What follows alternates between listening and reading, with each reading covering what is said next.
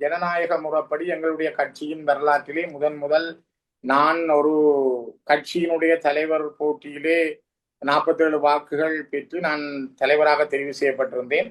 அப்பொழுது போட்டியிட்டவர்கள் நாங்கள் ஸ்ரீதரனோடு சேர்ந்து கட்சியை வளர்ப்போம், ஸ்ரீதரனோடு ஒத்துழைப்போம் என்று பகிரங்கமாக என்னுடைய கைகளை தூக்கிவிட்டு அவர்களே வழக்கு போடுவதற்கான கருத்தாக்களாக செயல்பட்டது என்பது வரலாற்றிலே அனைவருக்கும் தெரிந்த ஒரு உண்மை.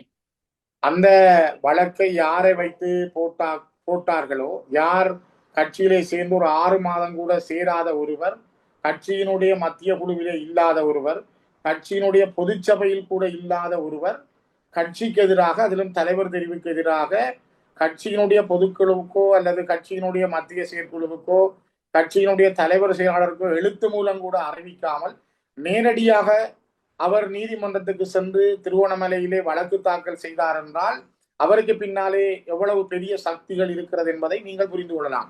இதற்கு கைப்புண்ணுக்கு கண்ணாடி தேவையில்லை. இதனை கிழக்கைச் சேர்ந்த ஒரு பாராளுமன்ற உறுப்பினர், அவர் நிறைய காணிகளை பிடித்து வைத்திருக்கிறார். அவர் பாராளுமன்ற உறுப்பினராக வந்த பிற்பாடும் வருவதற்கு முதல் மஹிந்த ராஜபக்ச காலத்திலும் கூட அவர் சேர்த்த சொத்துக்கள், காணிகள் தொடர்பாக இப்பொழுது பெரிய அளவிலே, அதுவும் நிதி குற்றப்புலனாய்வு பிரிவிலே விசாரணைக்கு இருக்கிறது. தங்களுடைய பெயர்கள் இவ்வாறு கேவலப்படுத்தப்படுவதை சகித்து கொள்ள முடியாத சிலர், அவர்கள் நான் நினைக்கிறேன் அதே அந்த வழக்கு போட்ட நபர்களைப் போலவே சிலரை இவர்கள் பின்புலத்திலே இருந்து இதனை இயக்கி வருவது மிக தெளிவாக தெரிகிறது. ஏனென்றால் இதுக்கு பின்னாலே அவர்கள் இருக்கிறார்கள் என்பதும், ஒரு சிங்கள பொதுமகனை வைத்து இந்த இப்படியான ஒரு ஒரு ஒரு பதிவை மேற்கொண்டால், ஒரு முறைப்பாட்டை செய்தால் தமிழ் மக்கள் சந்தேகப்பட மாட்டார்கள்.